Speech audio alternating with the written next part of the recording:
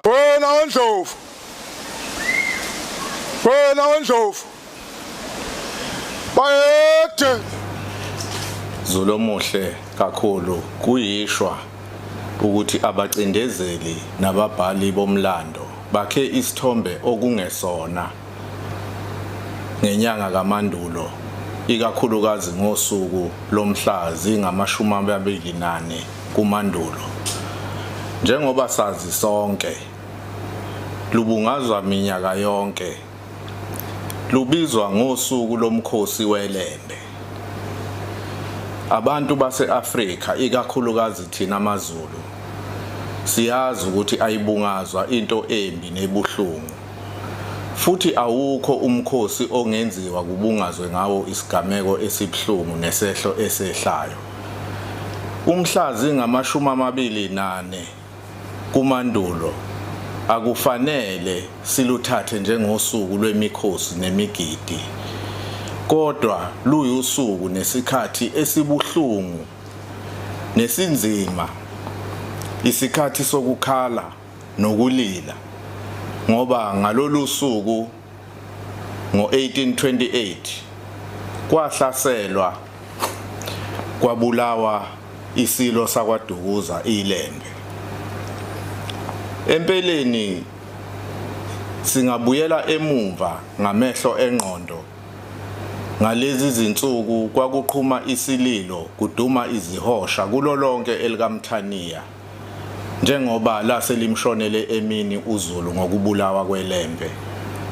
Ngakho-ke uZulu wayemanxeba-nxeba esemanzini. Isitha kuphela esingasina senze imigidi nemikhosi enhlobonhlobo. Inyanga kaMandulo inyanga lapho khona uZulu angcwatshwa ephila. Asikwazi-ke ukwenza imikhosi sibungaze lokho Zulu.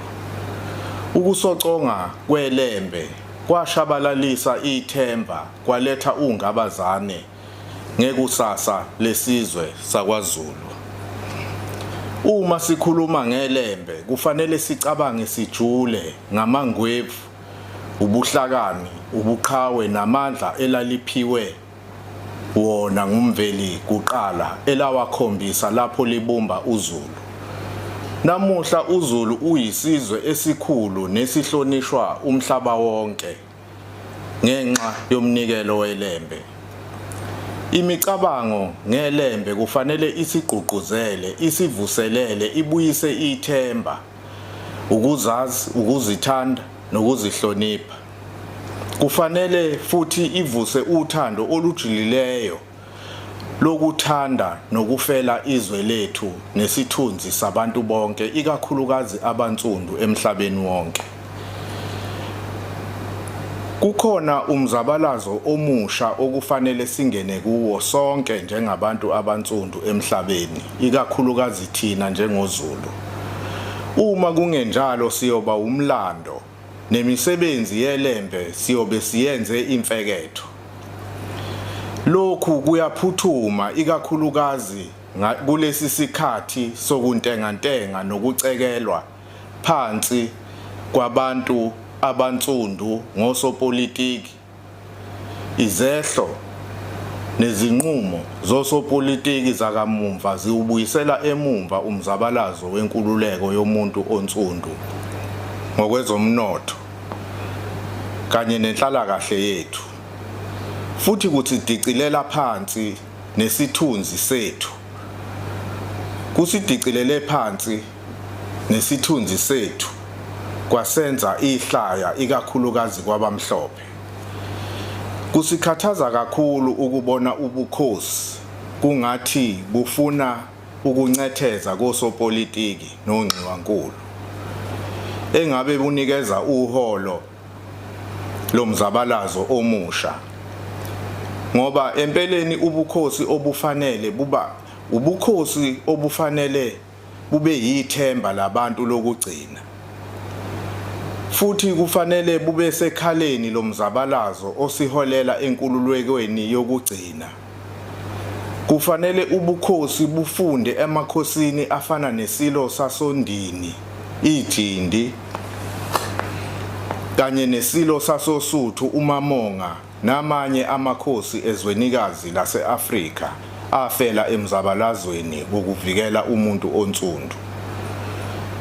Umntwana wakwaPhindangene ekhuluma kwaDukuza emkhosini weLembe ngonyaka ka-1996 wathi maZulu asikafiki enkululekweni yokugcina.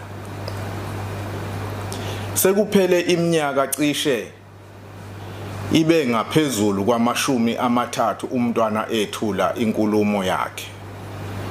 Engathi amazwi akhe imasi wabona ubuqiniso bawo. Sekusobala manje ukuthi ngempela yonke leminyaka sibambe amaqhubu entenetshe. Ngisho ingane ekhasayo isibonile ukuthi osopolitiki bethu abasekho emzabalazweni wokusebenzela abantu. Ngakho ke lokhu engikushoyo kubiza ukuba yilowo nalowo phakathi kwethu asukume abhukule. Sonke senze konke esingakwenza ukuzikhulula nokuqabula amaketangu obugqila esilokhu siwahudule njalo.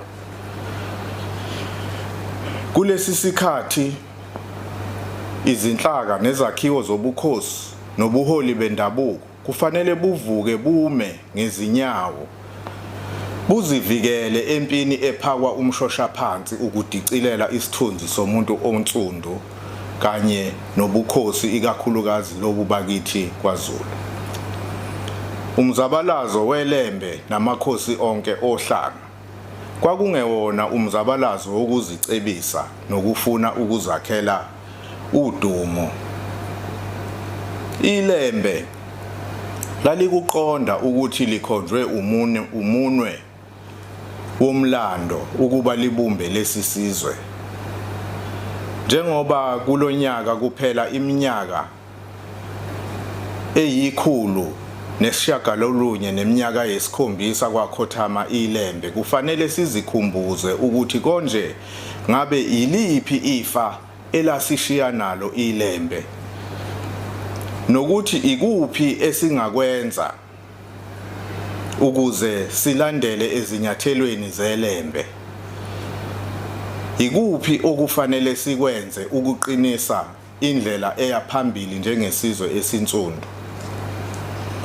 Kuningi okungashiwo ngempilo yeLembe njengophawu esingafunda okuningi kulo. Kodwa ayikho inkulumo eyodwa engakwazi ukulanda ngokupheleleyo futhi yenze ubulungiswa ngempilo yesilo uNodumehlezi. Ngakho ke ngizothi qaphu izinto ezimbalwa engibona ukuba kufanele singazilibali nanini njengoZulu ezaba yimigomo nezinkolelo ezazilawula zibusa imicabango nempilo yeLembe. Okokuqala,